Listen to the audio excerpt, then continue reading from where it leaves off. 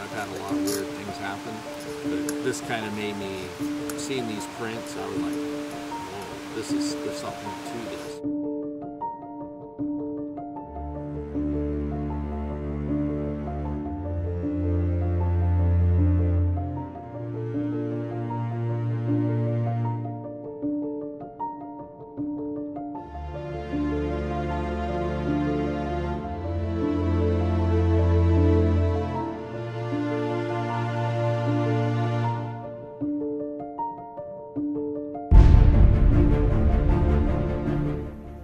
Okay, here we go.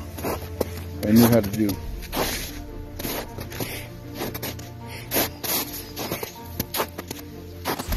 What 7'5" human, which they could never have done that gate even downhill at a full sprint. Without falling over. Here's some more prints. These footprints here are at least 8 feet apart. Even if I was in a full run, I couldn't do this.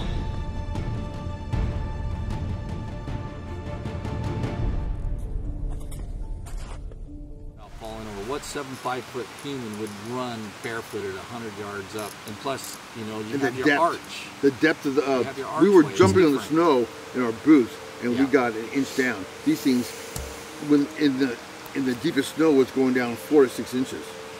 So I mean, there was no way. You would have to weigh 500 pounds to make that imprint in the snow. Okay, so why don't you guys tell us what you guys were doing when you found the tracks, what day it was, you know, what led you guys up there? It was April 30th, 2023. We normally take day trips. I mean, another day trip into the Siskiyous, which we didn't think, you know, we were going to find anything, but they found us, really. We come up to a snow drift or snow bank, and couldn't drive no farther on the Go Road. We stopped and got out, thinking the tracks we saw were just human, but once we saw the toes, then we knew it was something other than human. Yeah, and it was actually Kerry that saw it first. He goes, wow, look, there's toes in this. And we started looking at it, and you know, we saw like some snow tracks of, you know, these footprints that went up like over 100 yards and then came down, and there was absolutely no other prints there because people had parked a few hundred yards behind there, and you could tell some people had played in the snow and this and that. So we went through a couple little spots where we could get through with four-wheel drive, and then we hit that spot and we realized we couldn't go any further. So we jumped out and saw that. Fortunately, I did film like a 23-second video because I thought, I don't want to ruin this before we start stepping all over the place.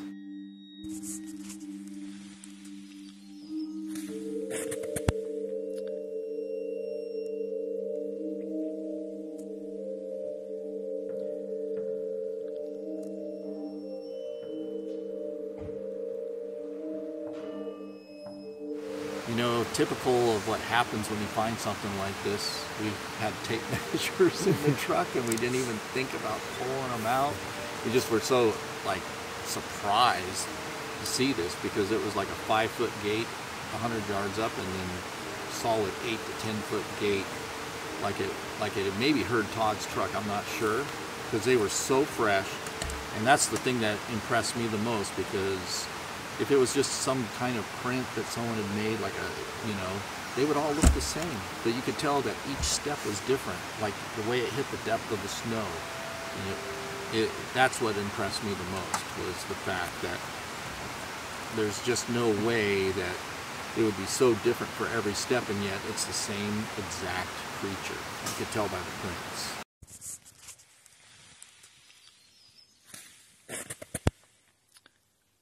You could tell it was the same animal, but I mean, if it was a wooden, you know, cutout print, every print would be the same, but the drag points, the way the snow fell, I mean, it was just, you could tell it was the same animal, but every step you make isn't going to be exactly the same. It's going to be a little different depending on the terrain, the snow, what's underneath it. But it was yeah, it was pretty amazing. Yeah, and especially running down the hill, it was so gigantic. And the gate, yeah, the gate was so. Even going up was 4 feet plus. Yeah. You couldn't even. And if someone did make it, they'd fall over. You'd fall over. And you see other, you know, handprints or other footprints, and there was nothing. It was just prints going up, prints coming down. So it was pretty. Was there any other sign besides the prints, like maybe along the edge of the Go Road, that no tree breaks, nothing like that? No, we didn't see any tree breaks. It was just a bank on the one side. The tracks going downhill, we figured it was running because the gate was 8 feet. Going up was 4 to 5 feet. So we figured it walked up, but then ran down, or ran down and walked up. I think it was walking up and hurt his truck because it was a diesel truck. I think it was walking up, and then it just hurt us and ran down and went into the woods, because we looked all over for snow prints off the side of the road, but if you go to mile 10, you'll see on the right side going up, it's a huge drop off, and I was looking for anything that showed. And you see, you know, the snow is disturbed, but you know, there's nothing definitive saying there was anything here except.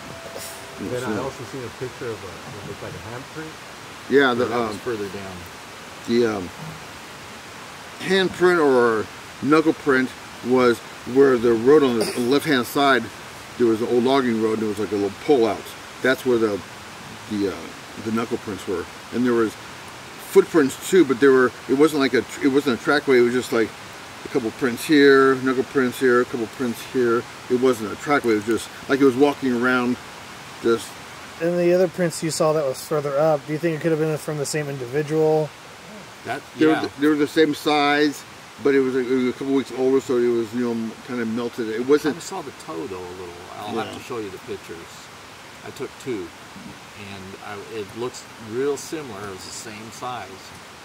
It just is one of those things where I'm not going to say something unless it's like so clear. But these prints, I've never seen anything like it. I mean, I've always been kind of like Les Stroud. I've always said I want to see it to believe it, but I've had a lot of weird things happen. But this kind of made me, seeing these prints, I was like, whoa, there's something to this, because what 7'5" human, which they could never have done that gait even downhill at a full sprint. Without falling over. Without falling over. What 7'5" human would run barefooted 100 yards up? And plus, you have your arch. The depth of we were jumping on the snow in our boots, and we got an inch down. These things, when in the deepest snow, was going down 4 to 6 inches. So I mean, there was no way. You would have to weigh 500 pounds to make that imprint in the snow. See the metatarsal break and just the way it grabbed into the snow, it's impressive. I was like, whoa, that is a good video. I wish I would have, I mean, if it ever happened again, cutting the print in half with like a shovel and seeing from the midpoint of the print back was flat, but then going towards the snow went down. And it was just, you can see a little bit in the pictures, but not much, but you can see, when you see it in real life, the toes go down and then they come up, and then you see the drag points in the snow. And it's like, that's not something that, if someone's faking it, you're gonna make the drag points and the toes go deeper than the heel. Maybe I'm leading you a little bit here, but would you say it did kind of like a pulling motion with its forefoot and a push off with the forefoot? It went off like this and then just drug the toes. So the snow, when it went into the snow, the top of the snow was like this, so it was like this, and it drags it out. Yeah, you know where else you see that clearly? The Patterson-Gimlin film. Oh, really? Yeah, you can see that the foot go just like this, lift up, and as it pushes off, it does that kind of sort of grip. So. Okay, here we go. I knew how to do.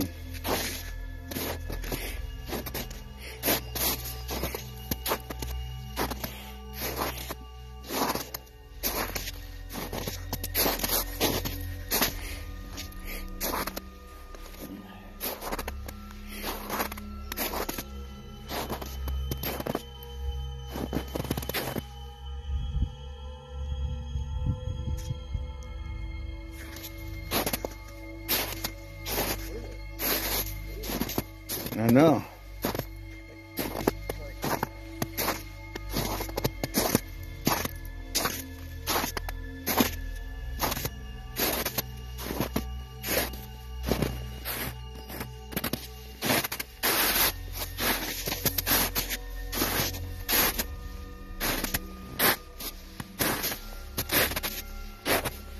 And you can see the toe prints, the top of the prints.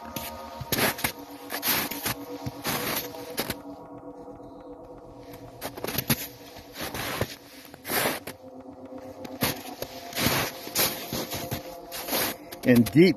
These things are at least twice as deep, if not more than that, than our footprints.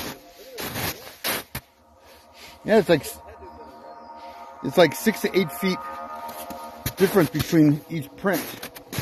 This one's a nice one. Look at you can see the toes in the snow. The deeper the snow is, the more you can see the outline. Yeah. And here's another one. They're not super large, so it's probably a juvenile or a young one. A younger one, not a full-size one.